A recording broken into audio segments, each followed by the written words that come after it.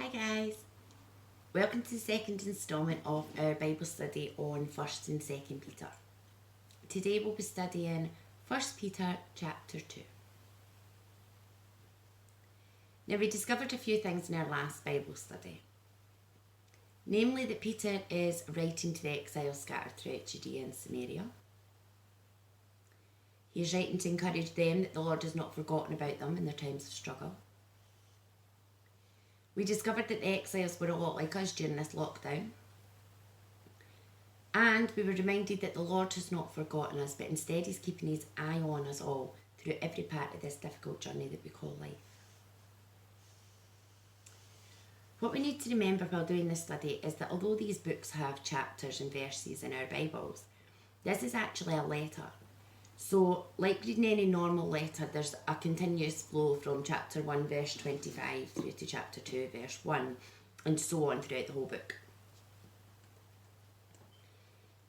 The NIV version ends chapter 1 with the reminder that the word of the Lord endures forever.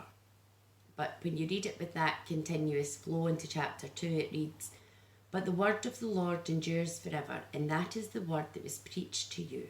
Therefore, rid yourselves of all malice and all deceit, hypocrisy, envy, and slander of any kind."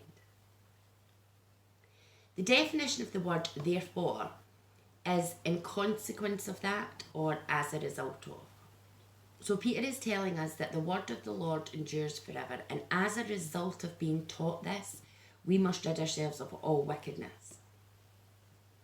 Now the word wickedness covers a multitude of sins.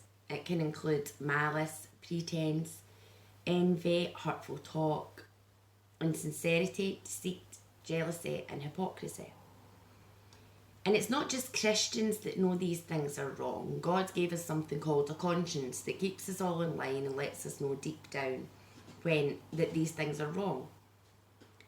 But unfortunately, things like this come naturally to us as human beings. But Peter states that because we have tasted God, now, like infants at the breast, drink deep of God's pure kindness. Then you will grow up mature and whole in God. Yes, this echoes Paul's preachings in 1 Corinthians, and as we will discover throughout our Bible study, this isn't the only time Paul and Peter agree, but we'll go into that more on a later study. Now, Peter continues his letter by referring to Jesus as the cornerstone. Now, I don't know about you guys, but I have absolutely no building experience whatsoever. Although through the years I've managed to work out the basics of what a cornerstone is, I thought I would look into it a bit more in order to understand it a bit better. So I discovered that since ancient times, builders have used cornerstones in their construction projects. A cornerstone was the principal stone, usually placed at the corner of an edifice, to guide the workers in their course. The cornerstone was usually one of the largest, the most solid, the most carefully constructed of any in the edifice. By describing Jesus as the cornerstone that his church would be built upon, the Bible is telling us that he is foundational. He is what we should be building the foundations of our lives upon. Once the cornerstone was set, it became the basis for determining every other measurement in the remaining construction. Everything was aligned to it. As the cornerstone of the building of the church, Jesus is our standard of measure and alignment. The cornerstone metaphor is used throughout the Bible.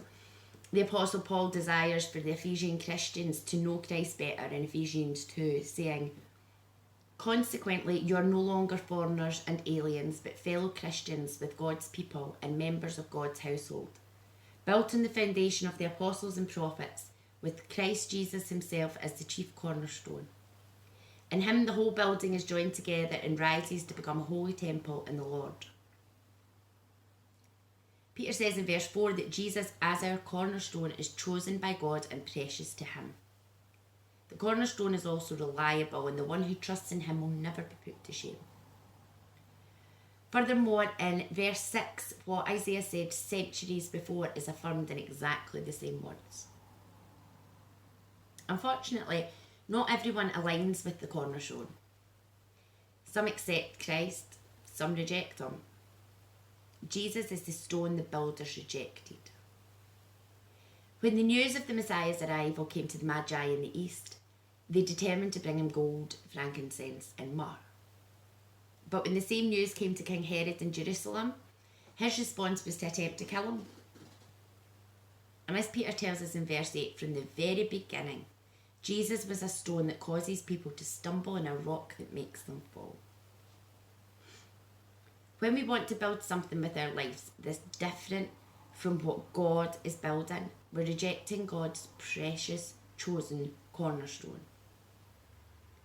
Just as the people building the Tower of Babel rebelled against God and pursued their own projects, those who reject Christ disregard God's plan in favour of their own.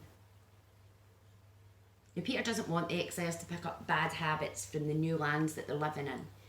He doesn't want them to pursue their own projects and plans.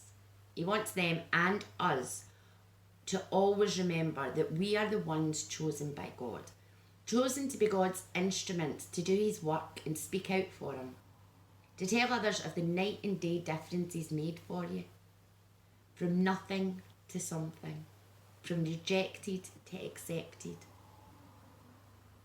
I'm sure a few of you are like me and don't like speaking in front of a lot of people, but when Jesus is working in your life, when you place him as the foundation of your life, he begins to use you as his instrument to do his work and speak out for him, even if you don't think you can do it. God can. All you need to do is trust him and his plan and have faith, and he will do the rest. Peter continues his letter by telling them and us exactly how we can live our lives with God as our cornerstone and foundation. He begins in verse 11 with, "This world is not your home, so don't make yourself cosy in it. Don't indulge your ego at the expense of your soul. Live an exemplary life among the natives so that your actions will refute their prejudice." The prejudice it refers to here is the persecution of the Christians by the Roman Empire. Now, before 250 AD, persecution was not empire-wide. It was localised, sporadic, often at the whims of the local communities and mob-led, with the occasional actions from the local authorities on an ad hoc basis. The reason they were persecuting the Christians was because of the fundamental rules of Christianity clashing with Caesar's rules. The Roman Empire's religious practices did not demand loyalty to one god, but they did demand permanent loyalty to the state. And this was expected to be demonstrated through the practice of state religion, with around 40 feasts and festival days held throughout the year. Of course, Christians are prevented from participating in anything involving other gods. So they did not participate in feast days or processionals or offer sacrifices or light incense to the gods. This produced hostility. They refused to offer incense to the Roman emperor, and in the minds of the people, the emperor, when viewed as a god, was the embodiment of the Roman Empire. The exclusive sovereignty of Christ clashed with Caesar's claims to his own exclusive sovereignty. So Christians were seen as disloyal to both. Christians had also moved their activities from the streets to more secluded domains of houses, shops and women's apartments, severing the normal ties between religion, tradition and public institutions like cities and nations. This privatising of religion was another primary factor in the persecution. Christians sometimes met at night and in secret. This aroused suspicion amongst the pagan population accustomed to religion as a public event. So rumours abounded that Christians committed outrageous crimes, wickedness and evil deeds, specifically cannibalism and incense. This was due to the rumoured practices of eating blood and body of Christ and referring to each other as brothers and sisters. What Peter didn't want to happen was the exiles following the popular saying, "When in Rome, do as the Romans do." He wanted the exiles to remain faithful to God and to prove the Romans and everyone else wrong, but ultimately he wanted the exiles to act as a shining beacon for God, but not through their voices, but by their actions, so that they will be won over to God's side and be there to enjoy the celebration when the Master arrives. He instructs them in verses 13 through to 17. Make the Master proud of you by being good citizens. Respect the authorities, whatever their level. They are emissaries for keeping order. It is God's will that by doing good you might cure the ignorance of the fools who think you're a danger to society. Exercise your freedom by serving God, not by breaking the rules. Treat everyone you meet with dignity. Love your spiritual family, revere God, and respect the government. These verses tie in well with the situation we find ourselves in 2020. We need to respect our government and what they're telling us to do. A lot of people are now starting to venture outside, get together with friends, and not really follow the social distancing rules. Peter's telling us quite clearly that we need to respect the government and their decisions. We should be doing this anyway, but more so during this global crisis. We may not agree with what our government is choosing to do, but they have the data and information that we don't have, so we must trust and respect them just as the Lord's word instructs us to do. Verses 19 to 20 reminds me of when me and my brother Scott were younger. I'm not quite sure it's the same situation that Peter's attempting to bring to mind here, but it's what comes to mind with me. When he was a toddler, he used to annoy the life out of me. Of course, now I know that that's just what kids do, but back then, he drove me daft. He's my brother, so I still love him, obviously, but he drove me daft. He had this knack of hitting me just as my mum was walking upstairs. And of course, she would then be on the landing just to see me retaliating. Most times I would protest my innocence and say the usual cry that comes from kids, but he hit me first. Well, of course, Scotty was in tears like I'd just committed a serious assault. But now and again, I wouldn't say he hit me first. I would just take the blame. Scotty used to stop crying on those occasions, give me a surprise smile, and then we would play with his wrestling figures. Once I got out of my room, of course. It was good memories.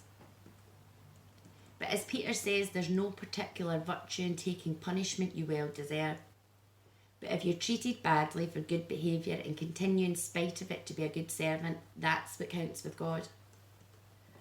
My actions were rewarded by the bond between me and Scott growing stronger. And although I doubt he even remembers those times, I look back on them fondly as some of the times it really mattered. Like the relationship I have with my brother, verses 1 to 25 invites us into the close personal relationship that Peter had with our Lord. After living in close proximity to Jesus Christ for more than 3 years, Peter has been provided with the best possible example of what it looks like to live in holiness amid a hostile world. More than any other man who walked the earth, Jesus modelled that lifestyle. And Peter therefore points his readers to the best possible direction, to Jesus himself, saying, the kind of life Christ lived. He suffered everything that came his way so you would know that it could be done, and also know how to do it step by step. He never did one thing wrong, not once did anything amiss. They called him every name in the book and he said nothing back. He suffered in silence, content to let God set things right. He used his servant body to carry out our sins to the cross so that we could be rid of sin. Free to live the right way, his wounds became your healing. You were lost sheep with no idea of who you were and where you were going. Now you're named and kept for good by the shepherd of your souls. Through these hard, difficult times, a lot, if not all of us, are struggling one way or another, whether it's mentally, financially, or physically. We need to remember that the Lord didn't give us this pandemic, but he is using it. We need to remember that he has a plan and we need to have faith in him and that plan. We need to remember that he's been through more trials and tribulations than any of us could ever imagine facing. But he did all that to prove to us that it can be done. All of it, it can be done. We have God as our cornerstone, our foundation in life. So no matter what is thrown at us, no matter what happens to us, and no matter how bad life gets, he has us in his grasp. He has us. These are the strangest and hardest days that many of us have ever had to endure. But we will see the end of it. We will get through this. Following God's instructions and guidance, listening to Him, speaking to Him, spending time with Him every day. Not just during this awful quarantine, but after it. This is the time when you should start getting into a habit of spending time with God. Reading your Bible, praying, praising Him and listening to Him. Our favourite excuse for not doing those things is I don't have time. Well guys, now we've got nothing but time. So why not give it a try? Next time we'll be studying 1 Peter chapter 3. Until then, take care, clap for our key workers and stay safe. Love yous. Bye.